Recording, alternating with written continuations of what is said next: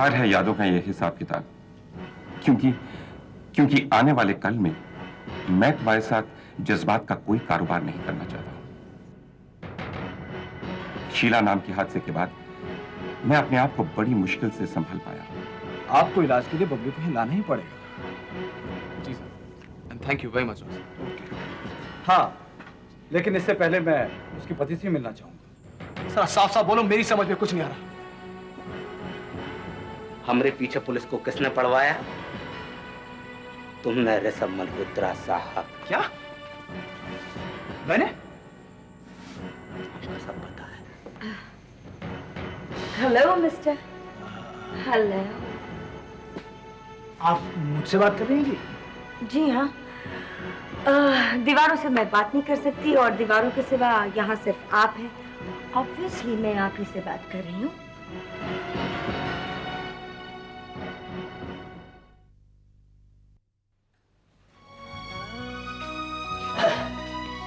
Madam, गाड़ी आपकी start हो जाएगी जी। लेकिन गाड़ी में खराब क्या हुआ था? मैडम, आपकी गाड़ी की बैटरी डाउन हो गई थी, रिचार्ज करनी पड़ेगी। कितना टाइम लगेगा? 6 घंटे लगते हैं जी। मैं तो आपको ये कहता हूँ कि आप गाड़ी यहीं छोड़ जाइए। कल सवेरे मैं उसको ट्यून भी कर दूंगा, सर्विस भी कर दूंगा और आप ले जाइएगा। चलो, इसी बहाने आपसे मुलाकात कल फिर हो जाएगी। Goodbye. बाय।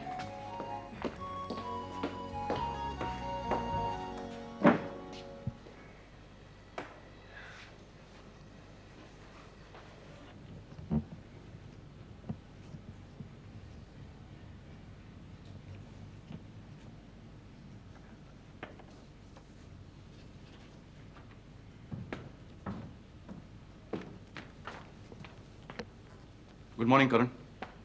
मॉर्निंग। सुबह सुबह यहाँ कैसे?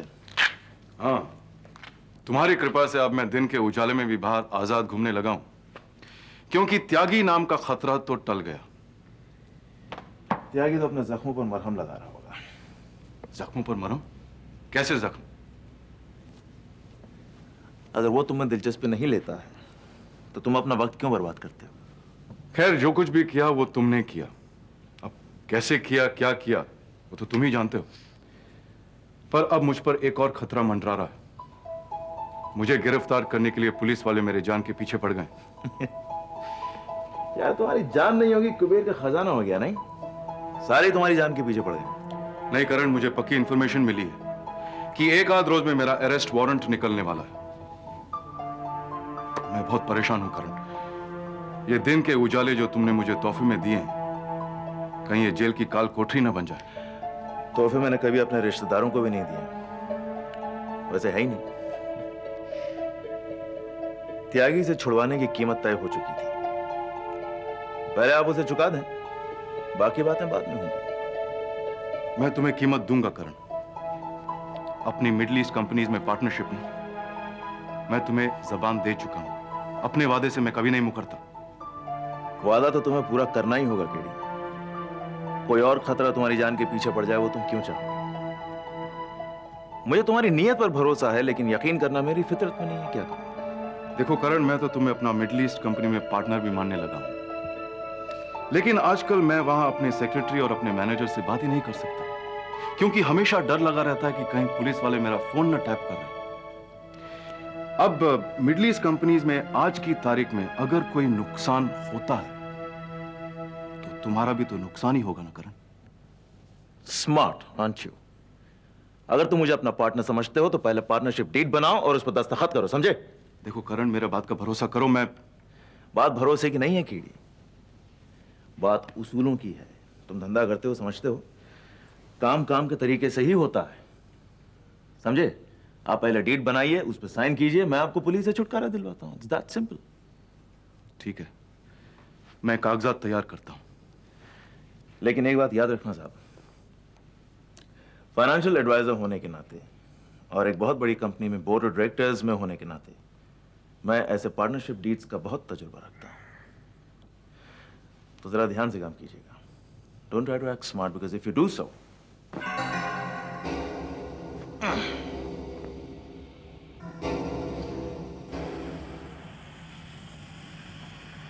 तुम्हें क्या लगता है वॉल्टर, नीतू की जमानत हो जाएगी ना? बस इतना जानता हूँ कि अगर जमानत नहीं हुई तो नीतू पूरी तरह से टूट जाएगी। ऐसा मत कहो वॉल्टर। नहीं, मेरा मतलब ये नहीं था। वैसे सुनील को तो काफ़ी ब्राइट चांसेस लग रहे हैं। वैसे उस दिन कोर्ट जाके मैं बहुत डिसअपॉइंट हुई। क्यों? तुम पहली बार कोर्ट केस अटेंड कर रही थी, तभी तुम काफ़ी डिसअपॉइंट हुई होगी। क्योंकि हम लोग वैसे काफ़ी ड्रामेटिक एटमॉस्फेयर एक्सपेक्ट कर रहे थे, क्योंकि सबकॉन्शियसली जो कोर्ट केसेस हम फिल्मों में देखते हैं, हम वैसा ही एटमॉस्फेयर रियल लाइफ में भी एक्सपेक्ट करते हैं। इसीलिए डिसअपॉइंटमेंट होता है। अच्छा वॉल्टर, अगर नीतू की जमानत हो गई तो फिर तुम्हारे प्लान्स क्या है? मेरे 2 प्लान्स हैं, लेकिन तुम नीतू को मत बताना। पहले तो ये कि नीतू के बाहर आते ही मैं उससे सरप्राइज वेडिंग करूँगा, और अगर वो मना करेगी ना तो मैं ज़बरदस्ती शादी कर लूँगा। शादी? लेकिन वॉल्टर अभी तो सिर्फ जमानत होगी, फैसले में तो काफ़ी टाइम लगेगा। मैं जानता हूँ, लेकिन ऋतु अगर मैंने नीतू से शादी कर ली तो फिर वो काफ़ी रिस्पॉन्सिबल महसूस करेगी। एटलीस्ट मेरे लिए तो वो अपनी पूरी कोशिश करेगी केस जीतने की। नहीं तो अभी वो कहती है कि अगर उसे सज़ा हो जाए तो मैं कहीं और किसी और से शादी कर लूँ। नीतू सो लकी वॉल्टर कि उसके पास तुम्हारे जैसा बॉयफ्रेंड है। You really great Walter. और तुम्हारा दूसरा प्लान? मेरा दूसरा प्लान ये है कि अगर इस हेयरिंग पे नीतू की ज़मानत हो गई तो फिर मैं अपनी रिकॉर्डिंग ख़त्म कर लेना चाहता हूँ, क्योंकि म्यूज़िक कंपनी वाले मेरे से काफ़ी नाराज़ हैं। क्यों? मैं 2 बार तो रिकॉर्डिंग ऑलरेडी कैंसिल कर चुका हूँ। अब उन्होंने इस महीने के एंड तक का अल्टीमेटम दिया है। मैं बस इतना जानती हूँ वॉल्टर कि अगर तुमने ये चांस मिस कर दिया तो नीतू बहुत गिल्टी महसूस करेगी। मैं हमेशा से नीतू को अपनी पहली रिकॉर्डिंग पे इमेजिन करता आया हूँ। I know it's pure romance, लेकिन अगर इस हेयरिंग पे फैसला नहीं हो पाया तो फिर मुझे मजबूरन अपनी रिकॉर्डिंग करनी पड़ेगी। लेकिन मैं जानता हूँ कि इससे नीतू काफ़ी खुश होगी। अब तुम बबली की फिक्र करना बिल्कुल छोड़ दो। उसकी फिक्र करने के लिए मैंने एक बहुत ही अच्छा रिनाउंड साइकियाट्रिस्ट ढूंढ लिया है। कौन सा साइकियाट्रिस्ट? डॉक्टर अरुण शर्मा नाम है उनका, और सिर्फ उनके नाम की वजह से नहीं, मैंने कई लोगों को कंसल्ट भी किया है और सभी ने उन्हीं को रेकमेंड किया है। अच्छा, तुमने बबली की हालत के बारे में और किसी को तो नहीं बताया ना? तुम भी स्टूपिड प्रहलाद, ये कैसी बातें कर रहे हो तुम? मैंने इस बारे में किसी से जिक्र तक नहीं किया। हाँ, ऑब्वियसली डॉक्टर शर्मा से काफी डिटेल में बातचीत हुई है मेरी। तुम मिल चुके डॉक्टर शर्मा से? प्रहलाद, ऑब्वियसली बबली के केस के सिलसिले में तो मैं उनके पास गया था। जितनी थोड़ी बहुत केस हिस्ट्री मुझे पता थी मैंने उन्हें बता दिया। और क्या कहा उन्होंने? वो अपना रिएक्शन बबली को मिलने के बाद ही देंगे, लेकिन he was sounding pretty hopeful. उनके ख्याल से ये कोई मेजर कंसर्न की बात नहीं है। Thanks Rishabh, thank you very much. ये फॉर्मेलिटीज छोड़ो, अब हमें ये डिसाइड करना है कि बबली को डॉक्टर शर्मा तक कैसे पहुंचाएं। क्योंकि तुम तो जानते ही हो, एक साइकियाट्रिस्ट को लेकर लोगों की अपनी अपनी रिजर्वेशंस होती है। इस बात को सुनकर बबली कैसे रिएक्ट करती है, आई डोंट नो। क्या कहेंगे उससे? हम उसको साइकियाट्रिस्ट के पास क्यों ले जा रहे हैं? That will definitely be the major problem. लेकिन जो भी हो प्रहलाद, उसे कन्विंस तो करना ही पड़ेगा। उसको बहुत प्यार से समझाऊंगा। मेरा ख्याल है मेरी बात मान जाएगी। देखो Prahlad, just in case Babli तुम्हारी बात सुनकर रिएक्ट करती है तो मुझे जरूर बुला लेना, क्योंकि बबली को डॉक्टर शर्मा तक पहुंचाना ही पड़ेगा।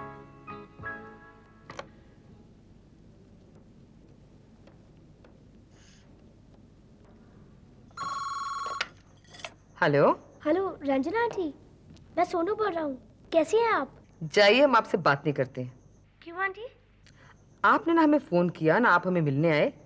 भाई अगर आप हमें पसंद नहीं करते तो आप हमें बता दीजिए, हम भी आपको फोन नहीं करेंगे। लेकिन आंटी आप तो हमें बहुत अच्छी लगती है। बेटा बोलने से कुछ नहीं होता है, आपको प्रूव करना पड़ेगा। वो कैसे आंटी? आप सैटरडे को हमारे घर आएंगे। आंटी मैं फ्राइडे को आ सकता हूँ? नहीं, सैटरडे। आंटी मैं आज आ जाऊँ? बेटा सैटरडे मेरे लिए बहुत इंपॉर्टेंट दिन है। आंटी इम्पोर्टेंट क्यों? क्योंकि सैटरडे को हमारे सोनू बाबा का जन्मदिन है और हम बहुत बड़ी पार्टी रखना चाहते हैं। आंटी सैटरडे को मैं थोड़ा बिजी हूँ। आप सैटरडे को नहीं आओगे ना तो आपकी और हमारी कटती। लेकिन आंटी मैं सैटरडे को मम्मी को लेकर पापा के यहाँ जा रहा हूँ। उन्होंने मेरे बर्थडे पर पहले जैसे पार्टी रखी है। यानी कि तुम्हारे मम्मी और पापा साथ में तुम्हारे लिए पार्टी दे रहे हैं? हाँ आंटी, सिर्फ 3 लोगों की पार्टी, पापा, मम्मी और मैं। हम लोग वैसे ही सेलिब्रेट करेंगे जैसे पहले किया करते थे। अच्छा बेटा, अगर ऐसी बात है ना तो हमारी सैटरडे की पार्टी कैंसिल्ड। आप फ्राइडे को तो आ सकते हैं ना? हाँ आंटी, मैं जरूर आ जाऊंगा, promise. Thank you aunty, bye. Mummy, आप अपना प्रॉमिस तोड़ेंगी तो नहीं ना? हम सैटरडे को पापा के यहाँ चल रहे हैं। बिल्कुल चलेंगे बेटे। हम वैसे ही सेलिब्रेट करेंगे जैसे पहले किया करते थे। खूब मजा आएगा। तुम जैसा कहोगे हम वैसा ही करेंगे। Thank you mummy. How are you feeling today Babli? क्यों, मुझे क्या हुआ है? अब तेरी तबीयत कैसी है? मैं बिल्कुल ठीक हूँ, लेकिन तुम दोनों ऐसे सवाल पूछते रहोगे तो मेरी तबीयत जरूर बिगड़ जाएगी। बबली, नानी माँ से ऐसे बात करते हैं क्या? देखो, मुझे ऐसी बात करनी आती है, तुम्हें बात करनी है करो, नहीं करनी है मत करो। नानी माँ एक मिनट। इसकी ऐसी जली कड़ी बात सुनने बैठू। नानी माँ प्लीज। तुम ऐसा क्यों कर रही हो बबली? तुम दोनों ऐसा क्यों कर रहे हो? क्या कर रहे हो? मुझे हर वक्त घूरते रहते हो और मेरे पीठ पीछे मुझे डिस्कस करते हो। Babli, we are just concerned about you. Your concern is driving me bloody crazy. सब कुछ ठीक हो जाएगा बबली, डोंट वरी। मैंने एक डॉक्टर से बात कर ली है, उससे जाके मिल लो। डॉक्टर? क्यों? क्या हुआ है मुझे? कुछ खास बात नहीं है बबली, एक साइकियाट्रिस्ट है, just go and meet him. तुम मुझे पागलों के डॉक्टर के पास भिजवाना चाहते हो? अब मेरी समझ में आया, तुम दोनों मेरे पीठ पीछे क्या कंस्पिरेसी कर रहे थे। हाँ, तुम मुझे पागल साबित करवाना चाहते हो और मुझे एक पागल खाने में भर्ती करवाना चाहते हो। लेकिन मैं पागल नहीं हूँ, तुम दोनों पागल हो, तुम दोनों पागल हो। नानी माँ, I'm not crazy, I'm not crazy, you're crazy, आप लोगों को बोलो, I'm not mad, shut up, I want you to shut up, I'm not mad,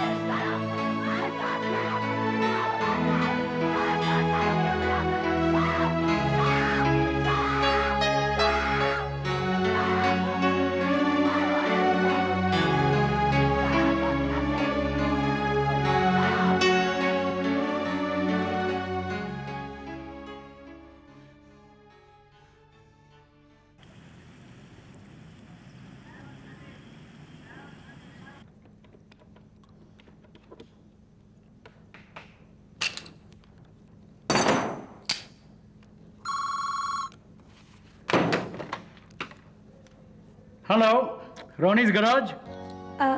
hello Ronnie, मैं रश्मि सिंह बोल रही हूँ।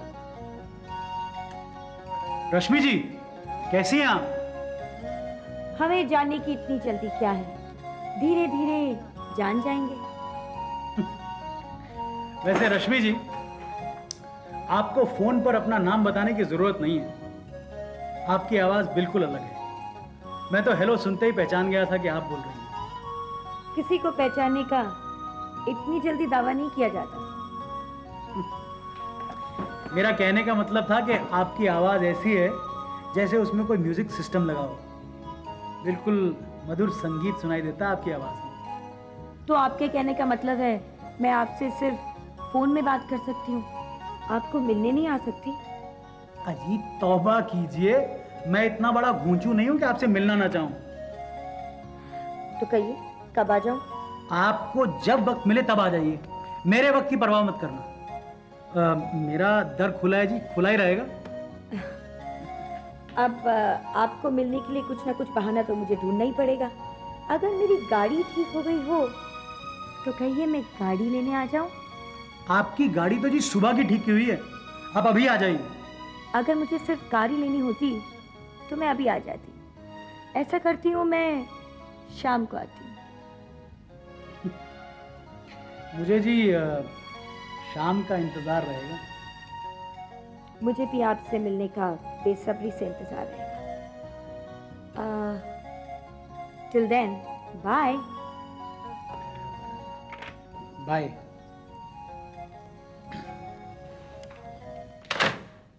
यार रोनी, ये तेरी जिंदगी में हो क्या रहा है? बेसब्री से इंतजार रहेगा?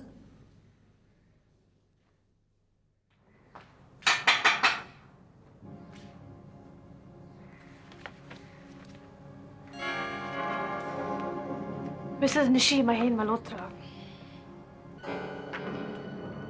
please sit. आप कुछ लेंगी? No thank you. पूरे मल्होत्रा खानदान में आप ही एक मल्होत्रा हैं जिसे कोई भी मल्होत्रा पसंद नहीं करता। फिर भी आप मल्होत्रा से जुड़ी रहती हैं। देविका, मेरा प्रॉब्लम सिर्फ मेरे खानदान के साथ है, लेकिन तुमने कभी सोचा है तुम एक सोसाइटी में रहती हो और उस सोसाइटी में तुम्हें कोई पसंद नहीं करता। मिस्टर महेन मल्होत्रा तो करते हैं। That's why he's here with me and not there with you. महेन कहाँ है? तलाक के कागजात लेके आई हो क्या? देविका, जिस दिन महेन तुम्हें शादी करने के लिए राजी हो जाएगा ना, उस दिन मैं तलाक भी दे दूंगी और वो कागज तुम्हें तोहफे के तौर पे मिल जाएंगे। सोच लो, महेन ने तुम्हें तलाक दे दिया तो तुम बेघर हो जाओगे। कोई प्रॉब्लम नहीं है। तुम जैसों का घर बस जाएगा, मुझे बहुत खुशी होगी। मैं बेघर होना ज्यादा पसंद करूंगी। महेन, महेन। निशी, तुम यहाँ? ओह, रिलैक्स महेन, सिट। दरअसल महेन, मैं यहाँ इसलिए आई थी क्योंकि मैंने सुना है कि पास में एक मंदिर है और अगर माँ बाप जाकर वहाँ मन्नत मांगे तो बच्चों पर आई हुई मुसीबत टल सकती है। लेकिन अगर तुम्हारी मर्जी हो तभी चलना प्लीज। हाँ, चलो, लेट्स गो। Lovely, interesting. क्यों हंस रही हो? एक कहावत सुनी थी बचपन में, समझ में आ गई। 900 चूहे खा के बिल्ली हज को चली। Behave yourself, Devika. अरे महेन, इसकी बातों का बुरा मत मानो। इसकी बातों का तो कोई बुरा नहीं मानता। She doesn't exist। और फिर इसका प्रॉब्लम समझो जरा। ये माँ नहीं बन पाई ना, थोड़ी सी कड़वाहट तो दिल में रहेगी। तुम अपने आप को माँ कब से समझने लगी निशी? तुम्हारा पति और तुम्हारी बेटियां तो ऐसा महसूस नहीं करती। और अपनी बेटियों को जो संस्कार तुमने दिए हैं वो अखबार में छप चुके हैं। देविका, कम से कम मैं मिसेस महेन मल्होत्रा और रितु और नीतू की माँ तो कहलाती हूँ। तुम्हारे पास तो कहने के लिए भी कोई रिश्ता नहीं है देविका। देखो, इसके मुंह लगने की कोई जरूरत नहीं है। जरूरत है महेन, क्योंकि तुमने इसे मुंह लगा रखा है, वरना इन जैसों के साथ तो मैं बात भी ना करूं। निशी, निशी। महेन, लीव मी।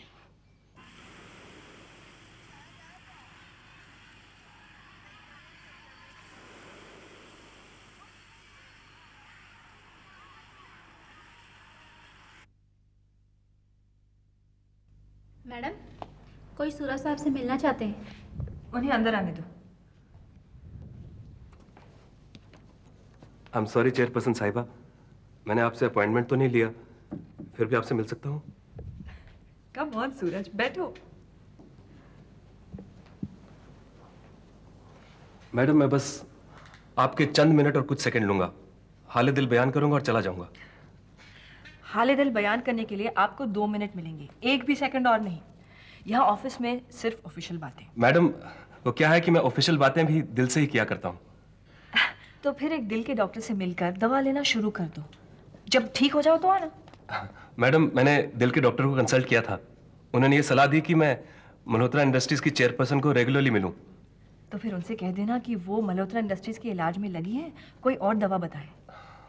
मैं जानता हूँ डॉक्टर साहब क्या जवाब देंगे। क्या? वो कहेंगे कि मेरा मर्ज लाइलाज है।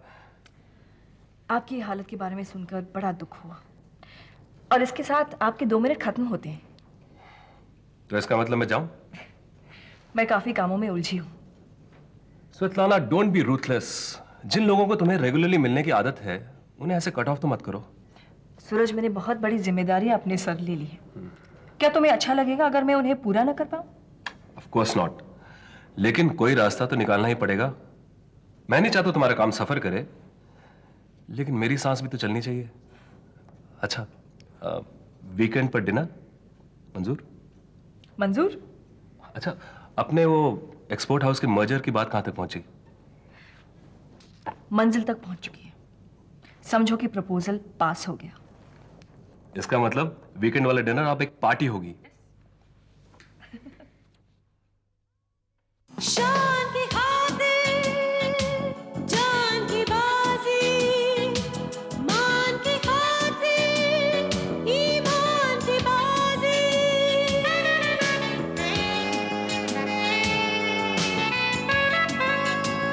इंसान की खातिर भगवान